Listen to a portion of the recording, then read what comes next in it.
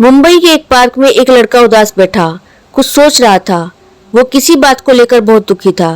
बीच बीच में वह रोने लगता और फिर कुछ सोचने लगता। तभी एक बुजुर्ग पास में आकर बैठा और उसकी उदासी का कारण पूछने लगा।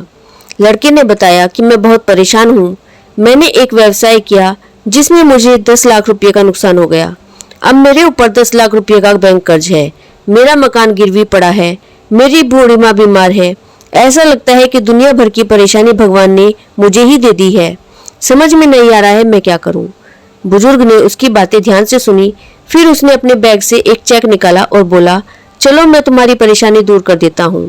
मुझे तुम पर पूरा विश्वास है।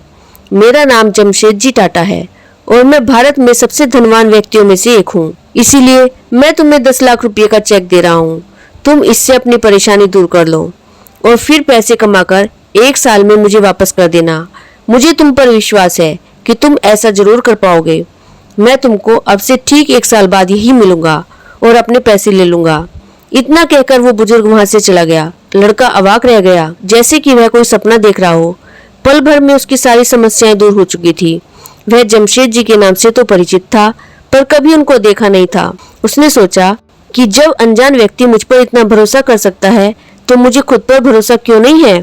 अब उसने निश्चय किया कि पहले वो चेक को इस्तेमाल नहीं करेगा।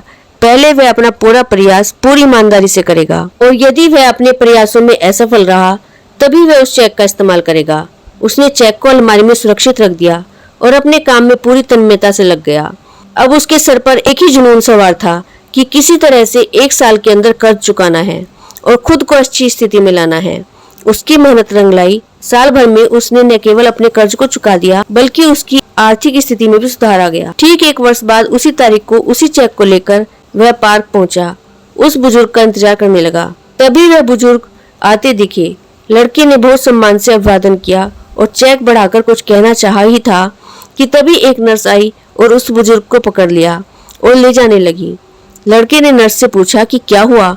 नर्स ने कहा, यह एक पागल व्यक्ति है। दूसरों को अपना नाम जमशेदजी टाटा बताता रहता है और खुद को देश का सबसे बड़ा उद्योगपति समझता है।